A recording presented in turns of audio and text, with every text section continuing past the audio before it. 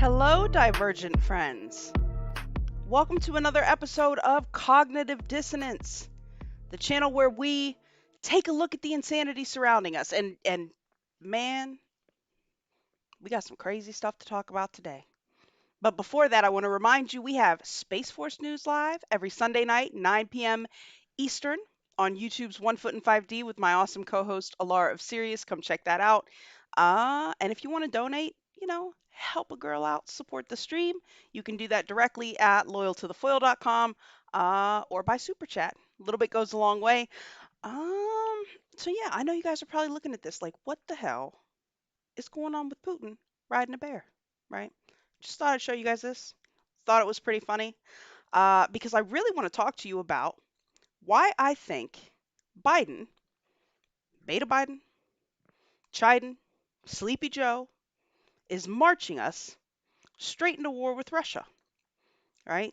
Democrats been at this Russia, Russia, Russia shit for years, knowing that our biggest problem was probably actually China, but that's okay. They want to go after this guy. I mean, do you want to go after this guy? Look at this guy. Not with Biden at the helm. No way. This dude is a gangster, okay? He's locking his country down. He's snatching other countries. He's riding a bear with no shirt, man. I know this is just a meme and he was really riding a horse, but I love it. I love it. I mean, look at this guy. Look at this guy. This guy goes out. He's got palaces. He's out here hunting and fishing. And look at this guy. Camoed up. Whatever snorkeling he was doing. Right? I mean, he's kind of like a James Bond villain. I mean, look at this. He's in a little tiny submarine. Okay? He's going to check out a shipwreck that's in the territorial waters of Crimea, which is part of a country that he used his whole country to go jack from a whole nother country, okay? Man, not only that, but, Putin's real anti-NWO. He gives no fooks, guys. He has no fooks to give. And fighting this cat with Biden at the helm, I'm going to leave that up for a minute. I like it. I think it's bad business, right? I mean, Russia is an oligarchy. I mean, we're an oligarchy too. We like to pretend like we're not an oligarchy, but we are. But I mean, they are like really run by these tycoons, they're criminal. It's a criminal corrupt enterprise. This guy has total say so over what's going on over there. And yeah, and Beta Biden is putting all the focus back on Russia like magic. Magic, right? Man, as if we don't have enough problems. And there is a lot to unpack here.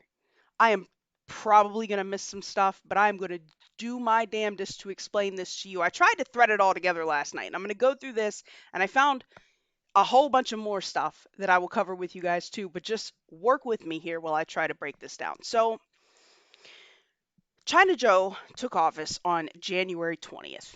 Okay, one of the very first things we saw, and I mean by very first, I mean on January 22nd, we saw reports coming through of U.S. convoys, military convoys, heading back into Syria. Now, if you remember, when Trump decided he was going to be the peacemaker, right? Pulling troops out of Syria and Iraq and just making peace in the Middle East, just trying to share the love.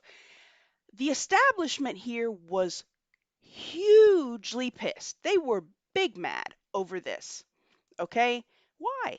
What's the deal with Syria? I mean, it's as Trump would say, it's an asshole country, right? Uh it wasn't always. But at the moment it's kind of in a bad way. But why would so many people be so amped that he was actually bringing our troops home and trying to get us out of the fray? There had to have been another reason, right? So on January 22nd, we start getting reports of U.S. military convoys heading back into Syria. I was like, oh, here we go. Okay. Well, now stick with me. A few days ago, and I mean like maybe 3 or 4 days ago, 4 days ago, I think now. I don't know, what's today, the 28th, 4 days ago, this news article breaks that dozens of House Democrats have formally asked Biden to renounce his sole authority over the nuclear codes of the United States. That this is not something that one man should be making a decision on. And if you remember, right at the end of Trump's term, Pelosi try, they did that 25th Amendment nonsense, right? If a president is not so good in the head, there's got to be a way to get him out of office, right? And a lot of people were like, "Oh, she's doing it for Trump." I was like, I don't know. If Biden gets elected, they're not going to leave him in office, right? They're not going to leave him in office. They're going to do what they can to get Kamala into the position that she should be in, right? So a few days ago, we see that dozens of House Democrats have gone to Biden and asked him to please relinquish sole control over the nuclear codes. And they were giving suggestions, Congress can help make the decision, the vice president can help make the decision, just somebody, anybody, help this man make a decision, right? And I get it. I dig that part. I think this man needs all the help making decisions that he can get. However, this will literally affect every president that ever takes office, even after this guy gets his applesauce and a nap. Okay? It's a big deal. General Milley had told Nancy Pelosi when she went crying about Trump that that's he's not doing that. I mean, the president is literally the commander in chief. How can he command if he doesn't have the authority to do so? If he's got and God knows the legislative branch has enough power already without also having to be consulted every time somebody wants to make a fairly significant decision. Now, I realize nuclear codes and launches, that's nothing to be laughed at. I mean, that is a huge thing, and he should definitely consult with everybody, but the decision ultimately has to be his because that way there is one person that can be held accountable if all hell breaks loose. Okay? So, I thought that was kind of weird. Now, this was prior to the strike on Syria. So they asked him to relinquish these nuclear codes. The next day, his first official military action is to launch missiles in Syria. Now, I thought it was, initially, uh, when they asked him to relinquish those codes, I thought, oh, here goes the Pelosi power grab. Now, when I hear about this launch on Syria, I'm like, well, what? Did they know what was coming? How did they know what was coming? I don't. There were a lot of people that felt like they were not informed about this strike in Syria in a timely manner. Okay. And I'm thinking like he's making them kind of nervous, right? So Biden, who threw a fit when Trump bombed Soleimani in Iraq, Soleimani, who was literally training people to fight as proxies for Iran, Biden got big mad when he killed Soleimani, and then his first action, his first military action is to bomb some more Iranian people in Syria because that's what he said it was. That's what he said it was, right? He said that this was with his all the damn words he uses, that we were, I don't know, offensively defending ourselves. I don't know if this is like the Bush preemptive strike. I mean, we were like directly and indirectly attacking Iran or whatever's going on here. But he was claiming we were defending ourselves. And to be fair, for a minute now, Iran, or their proxies, have been lobbing missiles at our allies and interests and even our troops in the green zone in Baghdad for a minute now. Okay, and actually very recently, since Biden took office, there were some missiles launched at the green zone in Baghdad. So Biden used this as the reason why he sent in a strike group and dropped seven 500-pound bombs on an outpost that was kind of a transit point, like literally right on the border of Syria and Iraq, where he claimed that, you know, Iranian militiamen were doing their thing. Now, Iran is kind of a sticky wicket, okay? They are all over the place. I mean, December, we knew in December, we had intelligence when Trump was still in office that Iran was sending not just oil to Venezuela, but also troops and armaments. Okay, um, and they had a plan to deal with that very directly.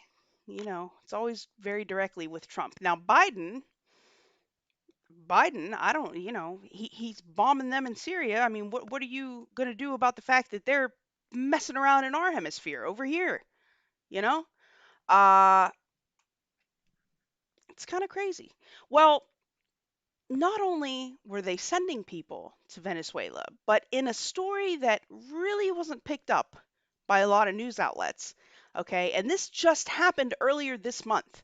All right, February 2021. There were 11 Iranians caught crossing the U.S. Mexico border in Yuma, Arizona. Now, I don't know what those specific dudes were doing, but what I want to know is how many people were not caught.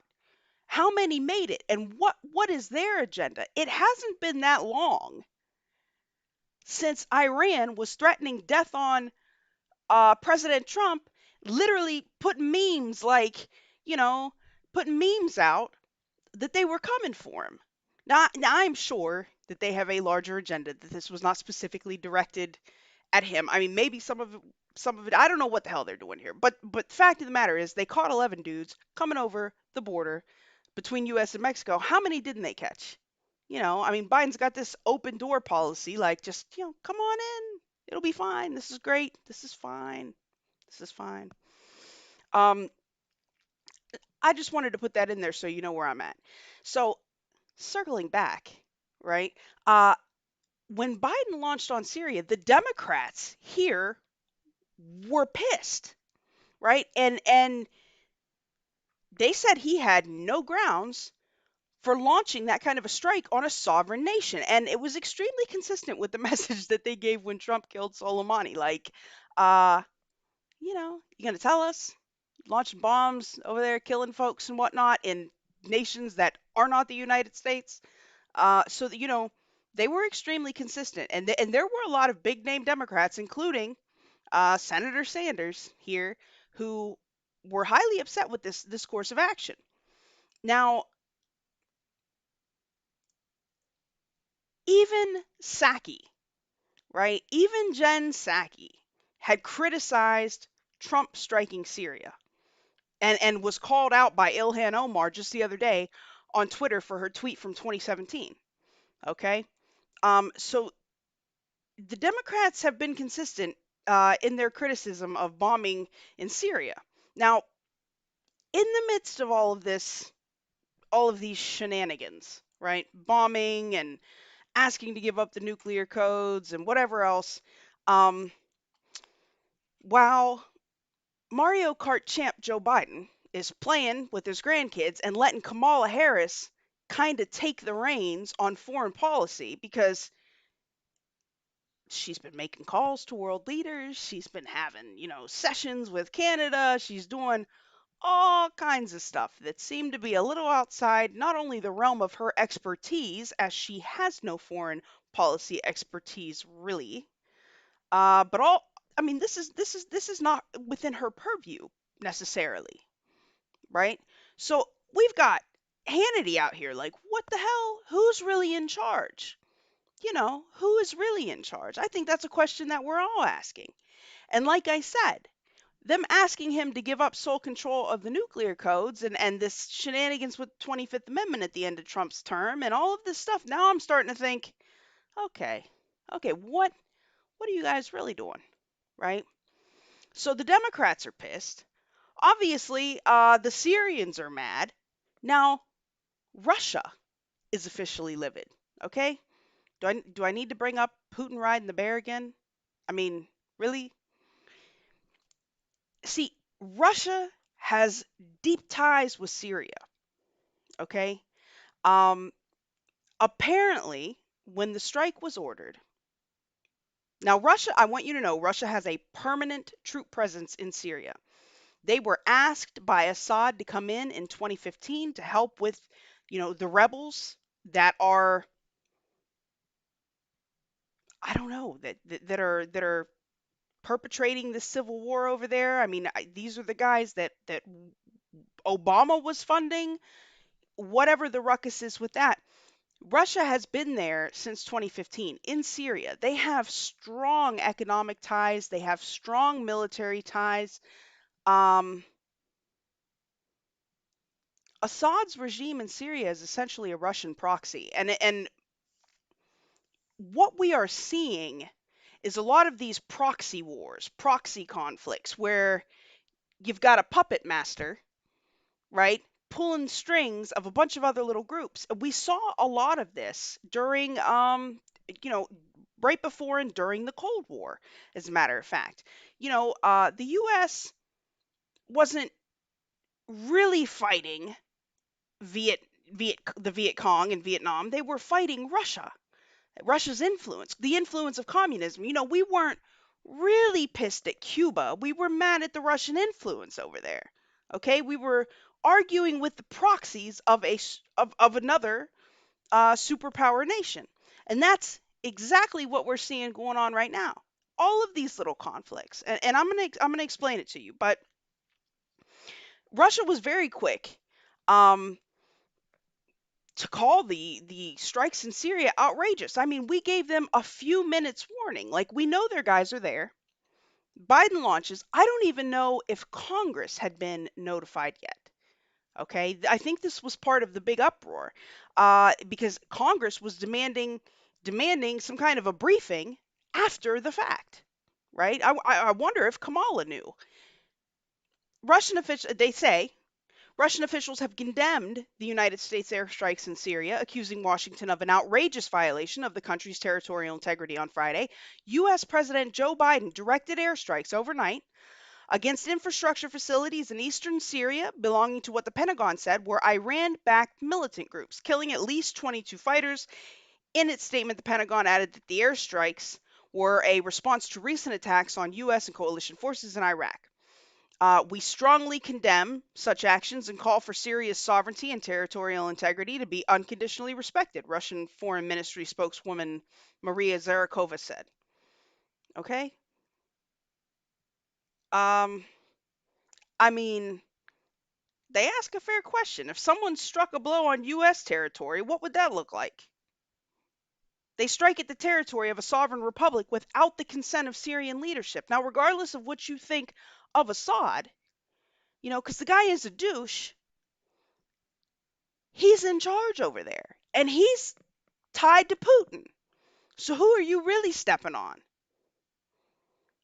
Okay, who are you really stepping on? I firmly believe that one of the reasons that the Democrats have been crying Russia, Russia, Russia, and that Biden is now talking big and acting big with respect to Russia and their interests is to kind of detract from the China situation. But I'm going to get to that. I'm going to get to that. Okay?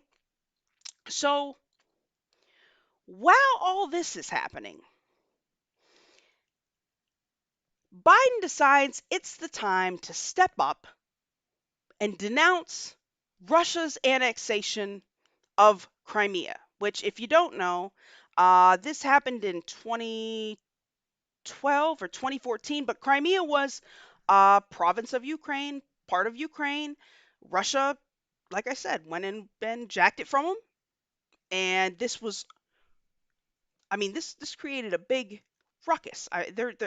Ukraine and Russia are still fighting.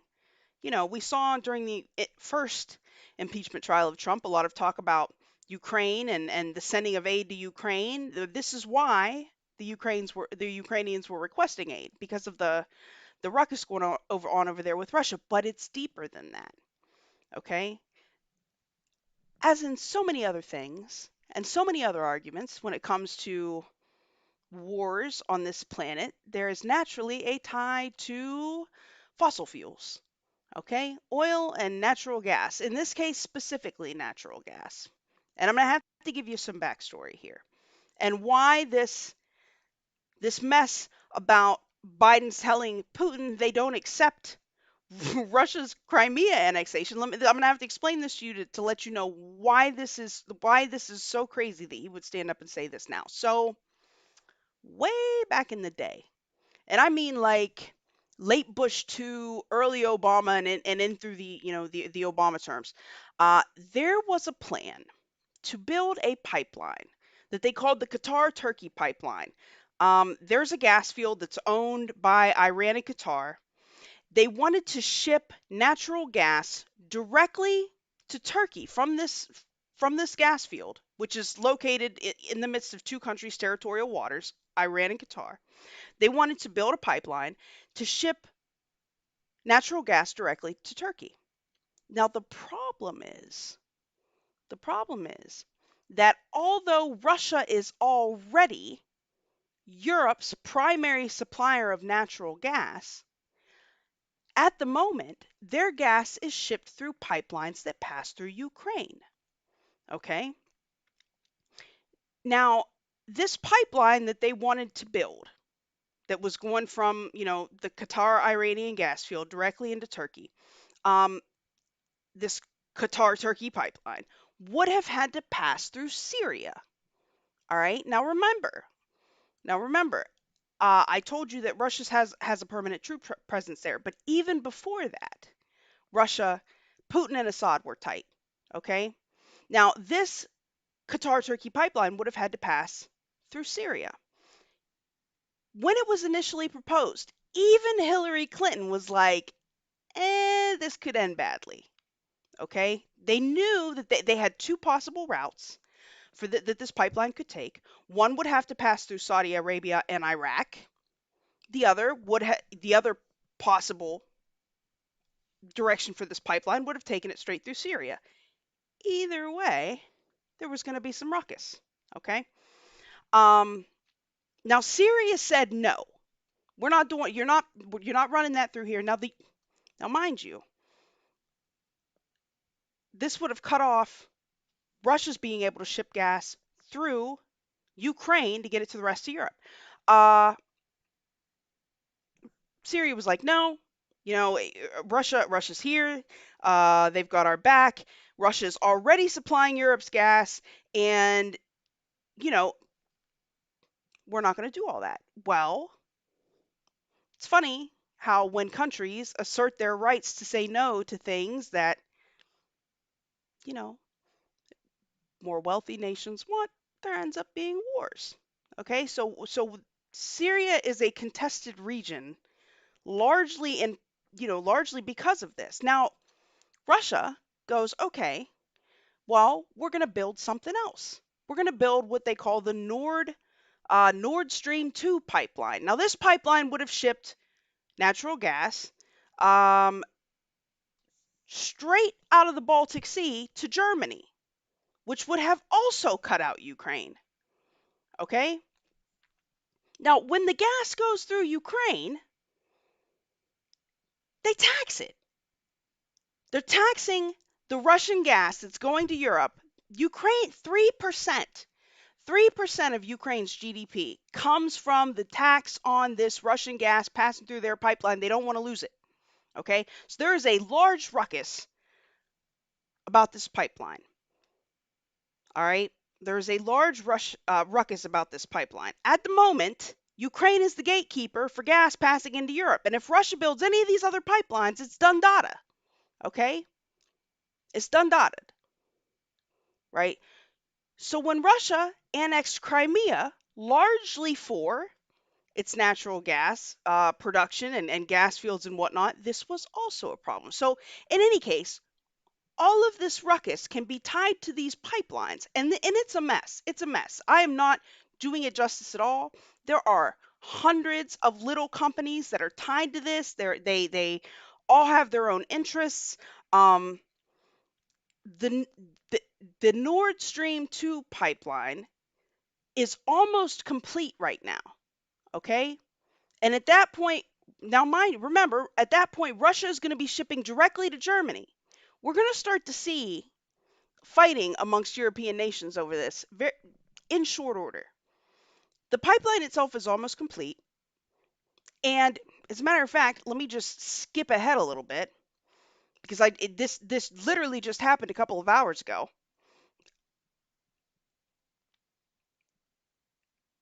We have Germany has still to this day been trying to get the United States to lift these sanctions on this Nord Stream 2 pipeline, which Biden again just told them no.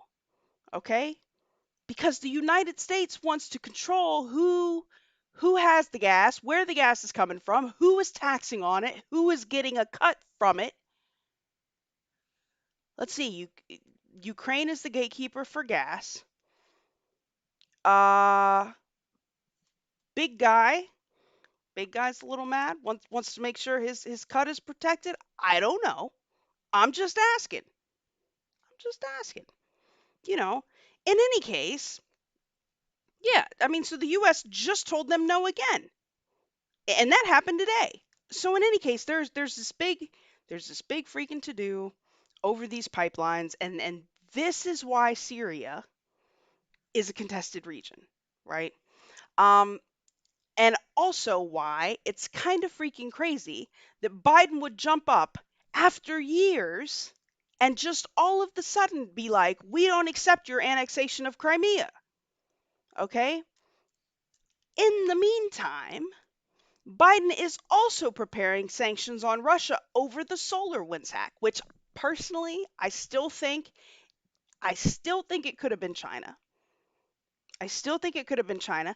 And Biden is preparing sanctions over Putin locking up Navalny, the guy that got poisoned, that went back to Russia, locked his ass up, and so now the US is trying to tell them what to do with their prisoner.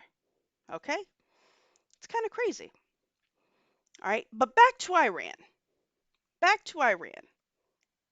Now, Iran is another proxy, I'll just say, of the East. They've got strong ties to China, but Iran is definitely acting in a large way according to the interests of Russia. And they also have ties, strong economic ties, and strong military ties. I mean, primarily because Iran and Russia are some of the most sanctioned nations, and by the Western world. So of course they're gonna team up and try to find mutual interest. So now we've got them asking Biden for the codes, Biden sending troops into Syria the minute he gets into office, Biden bombing Syria, right? I explained in some way about the natural gas issues, right? Because it's always something to do with oil or gas, right? Um, the sanctions over SolarWinds, the sanctions over Navalny. In the midst of all this, it certainly cannot be a coincidence, in my humble opinion, that there was an Israeli ship that just exploded today. Well, this would have been yesterday. Okay, allegedly at the hands of Iran. They think it was one of those mines, and we've seen Iran use these mines before. Okay, uh, Israel, if you'll remember, Biden did not call for over a month, maybe a month and a half, right? He was the first US president not to directly call Israel when he took office, okay? That had me thinking, like, what the hell is going on here? Now, if you remember, Trump had made phenomenal progress on creating a new era of peace in the Middle East. See, peace doesn't serve these people. War serves these people.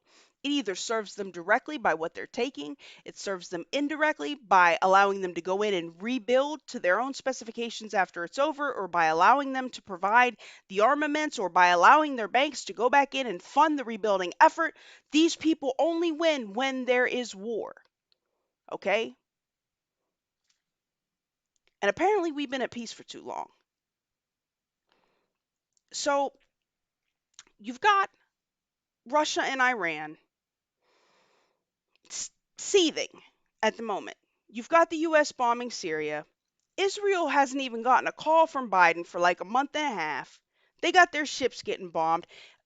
Iranian proxy fighters, different factions are constantly lobbing bombs at Israel.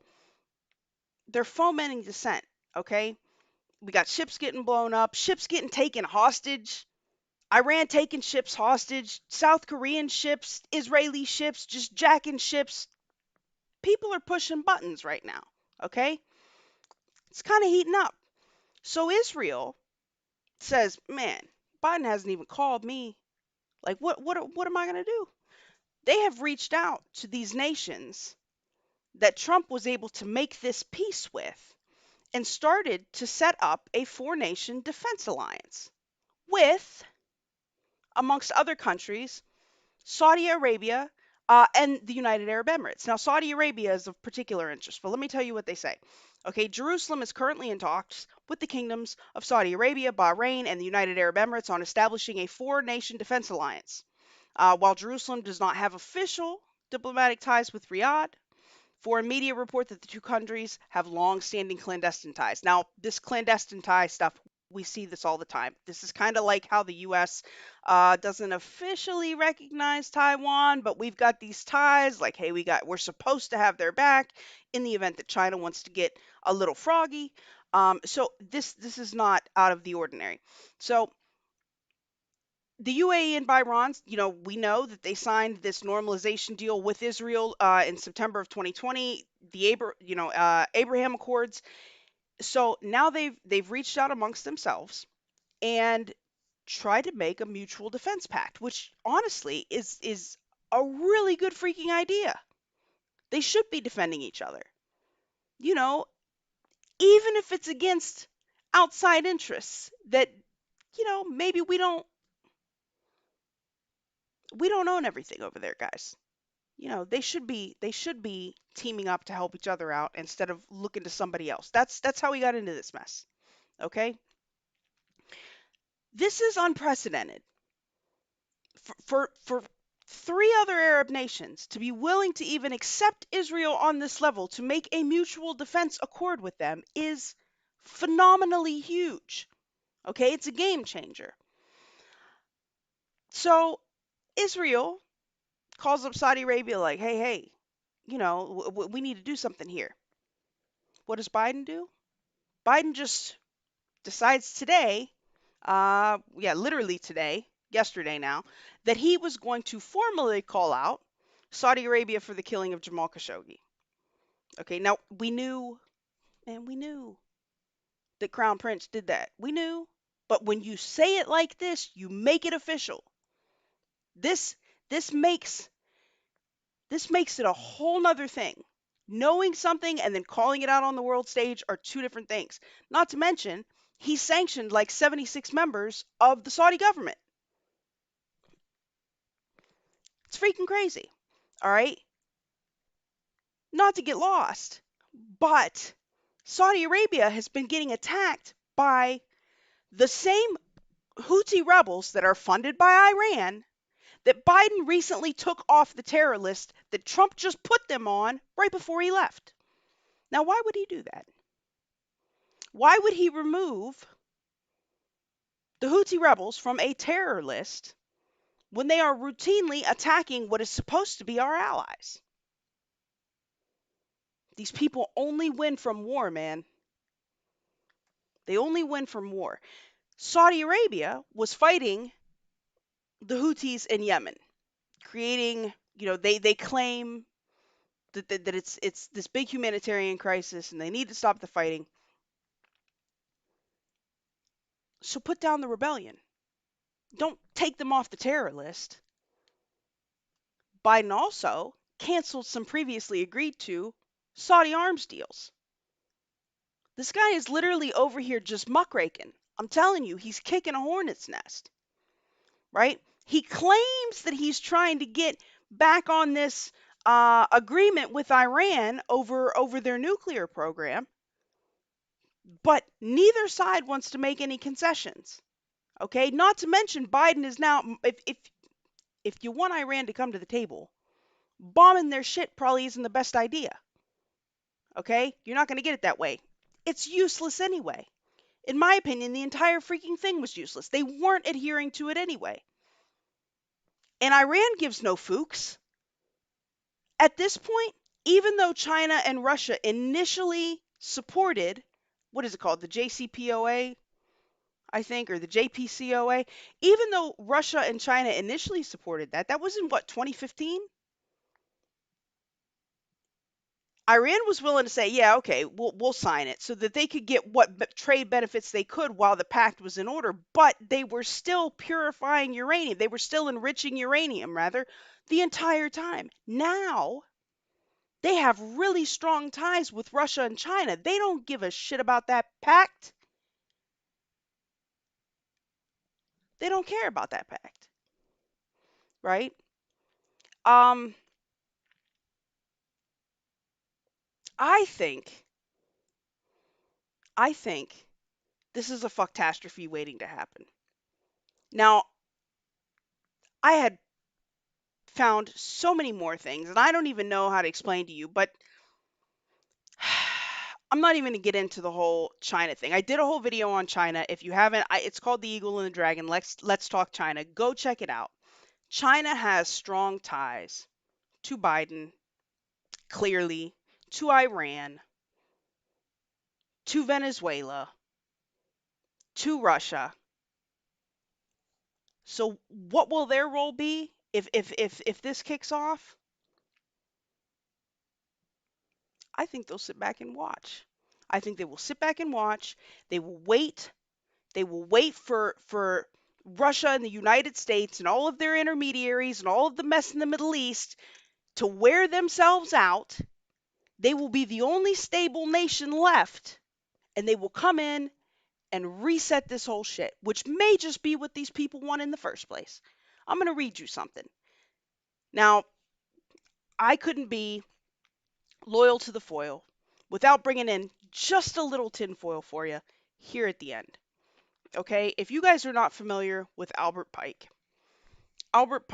was a 33rd degree Freemason, and he allegedly wrote a letter in 1871 about 3 world wars. Now, this has been called a hoax because they can't trace it directly back to him, right? But it's never been fully discredited. And nevertheless, whoever wrote this was spot on.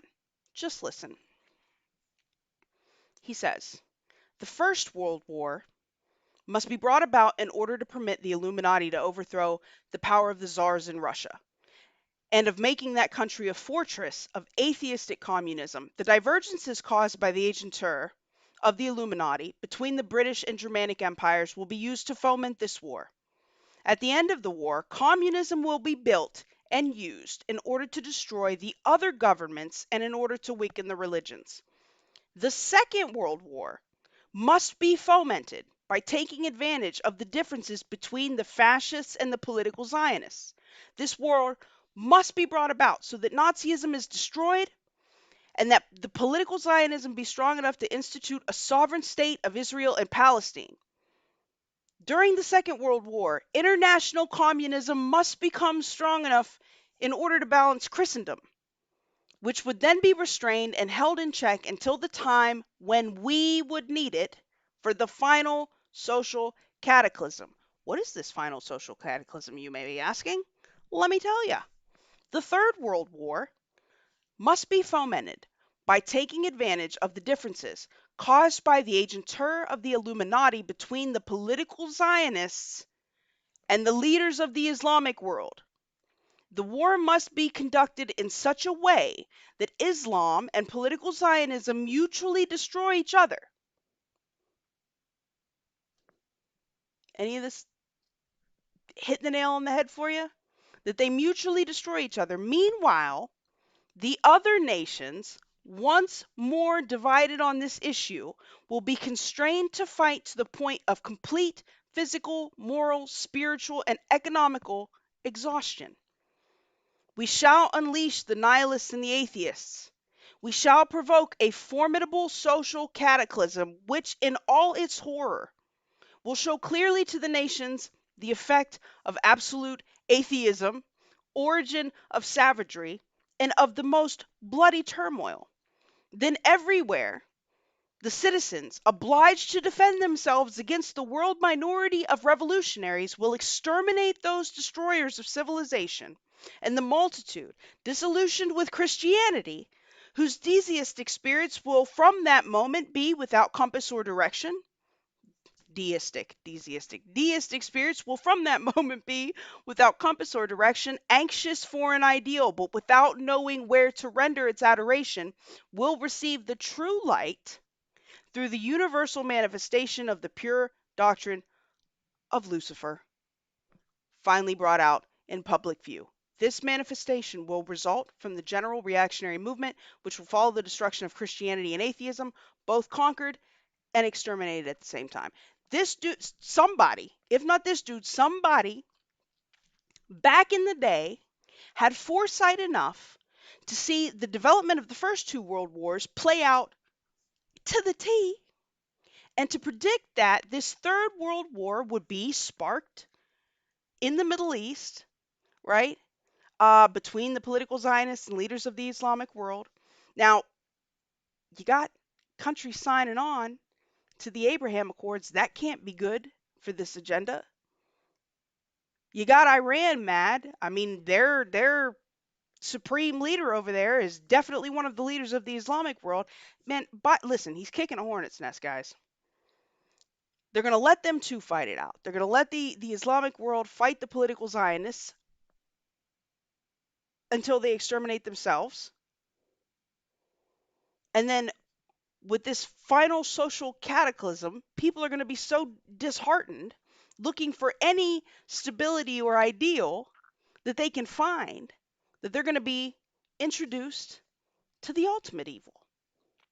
Now, I know this is kind of a black pill moment, guys, but I can't help but to see it this way. What I can tell you is this: